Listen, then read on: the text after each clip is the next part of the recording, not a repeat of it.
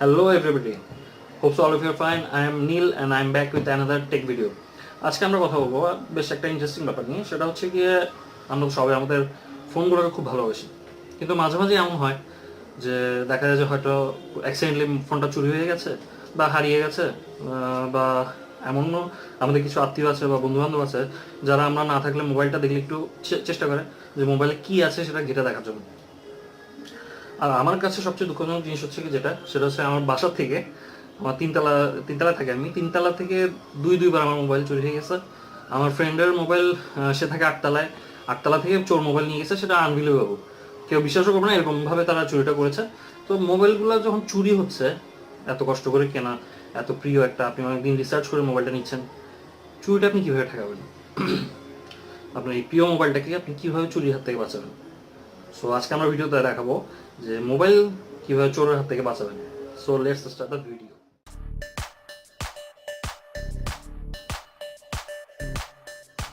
যে অ্যাপসটির মাধ্যমে আপনারা আপনাদের মোবাইলটিকে চুরির হাত থেকে বাঁচাতে পারবেন, সেই অ্যাপসটি কীভাবে ডাউনলোড করবেন তা আমরা একটু পরে দেখাবো। তার আগে একটা ছোট্ট অ্যাক্ট দিয়ে আমরা দেখবো যে আপনি আপনার মোবাইলটিকে এই অ্যাপসের মাধ্যমে কীভাবে সেভ করতে পারবেন চুরির হাত থেকে।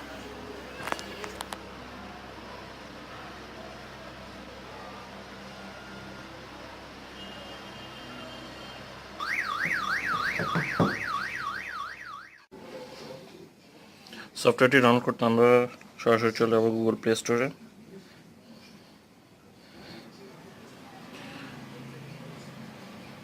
প্লে স্টোরে গিয়ে টাইপ করবো অ্যান্টি থেফট অ্যালার্ম।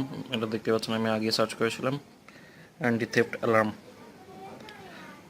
এই যে দেখতে পাচ্ছেন এই সফটওয়্যারটি অ্যান্টি থেফট অ্যালার্ম। এই সফটওয়্যারটি ইনস্টল করার পর আমরা এটা ওপেন করব। ওপেন করার পর আপনারা বিভিন্ন ধরনের মেনু দেখবেন, যেমন motion, charger, sensitivity, grace period, volume, notification on করা থাকলে এটা আপনার নোটিফিকেশনে দেখাবে অন বা অফ করার জন্য। ভলিউম আমি প্রেফার করবো 100% দেওয়ার জন্য। সেন্সিটিভিটি 80 থেকে 100 ভিতরে রাখবেন। আর এখানে যে দুটো অপশন আছে দেখছেন, একটি হচ্ছে মোশন, একটি চার্জার। মোশন মিনস আপনার মোবাইলটি কেউ যদি মুভ করে তাহলে মুভ করার সাথে সাথে অ্যালার্মটি বেজে উঠবে। আর চার্জারের অপশনটি হচ্ছে গিয়ে, যদি আপনার চার্জার এটা যদি অন করা থাকে, চার্জার যদি ডিসকানেক্ট হয়ে যায় তাহলে সাথে সাথে অ্যালার্মটি বেজে উঠবে। আর এখানে আপনি সেফটির জন্য ইউজ করতে পারেন প্যাটার্ন, পিন এবং নো প্রোটেকশন আমরা প্রেফার করবো না, আমরা প্যাটার্নটাই দিব। আমি অলরেডি প্যাটার্নটা সিলেক্ট করে রেখেছি, সেজন্য এখানে প্যাটার্নটা চাচ্ছে না।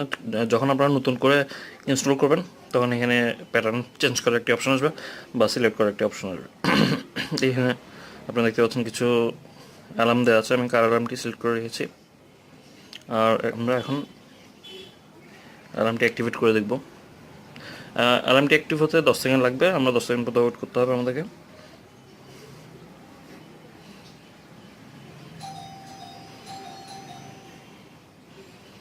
আমি ডিসপ্লে লাইটটা অফ করে দেবো। এই মুহূর্তে আমি যদি মোবাইলটিকে মুভ করি, সাথে সাথে অ্যালার্ম বেজে উঠবে। দেখা যাক, দেখতে পাচ্ছেন। আর ইন্টারেস্টিং ব্যাপারটা হচ্ছে কি, অ্যালার্ম যখন বেজে উঠবে মোবাইলটি কিন্তু অফ করা যাবে না, মোবাইল অফ হবে না। আপনি যতই পারমানেন্ট চাপবেন অফ হবে না। আপনাকে অবশ্যই সঠিক প্যাটার্ন দিতে হবে, নাহলে এটা আনলক হবে না। আমি প্যাটার্নটা দিব, নাইস। এরপর আমরা সেকেন্ড যে অপশনটা ছিল চার্জারের, সেটা একটু দেখবো। চার্জার সেলের সাথে কানেক্ট করা আছে, অপশনটি অন করব। অ্যাক্টিভ অ্যালার্ম দেওয়ার পরে আমরা 10 সেকেন্ড পরে চার্জারটা খুলে ফেলবো। অ্যালার্ম অ্যাক্টিভেট করলাম, আমরা 10 সেকেন্ড পর্যন্ত ওয়েট করব। ওয়েট করার পর চার্জারের কেবলটা ডিসকানেক্ট করে দেখব যে সাথে সাথে অ্যালার্মটি বেজে ওঠে কিনা। 10 সেকেন্ড হয়ে গেছে, কেবলটি ডিসকানেক্ট করে দেখি, দেখতে পাচ্ছেন অ্যালার্মটি বেজে উঠল। এরপর আপনি পাওয়ার বাটন প্রেস করে অ্যালার্ম বন্ধ করতে পারবেন না, সেট বন্ধ করতে পারবেন না, কারণ পাওয়ার বাটন কাজই করবে না। আপনাকে অবশ্যই সঠিক প্যাটার্নটা দিতে হবে, নাহলে আপনি অ্যালার্ম বন্ধ করতে পারবেন না। সো আমাকে অবশ্যই প্যাটার্ন দিতে হবে, সঠিক প্যাটার্ন, এবং এরপরে এটি আনলক হবে এবং অ্যালার্মটি বন্ধ হবে। আজকে আমরা দেখলাম কিভাবে অ্যান্টি থেফট অ্যালার্ম সফটওয়্যারটি ইউজ করে আপনার মোবাইলটিকে আপনি চুরি হাত থেকে বাঁচাতে পারবেন। তো আশা করি ভিডিওটি আপনাদের ভালো লেগেছে এবং বাস্তব জীবনে এই ভিডিওটি আপনাদের বেশ উপকারে আসবে।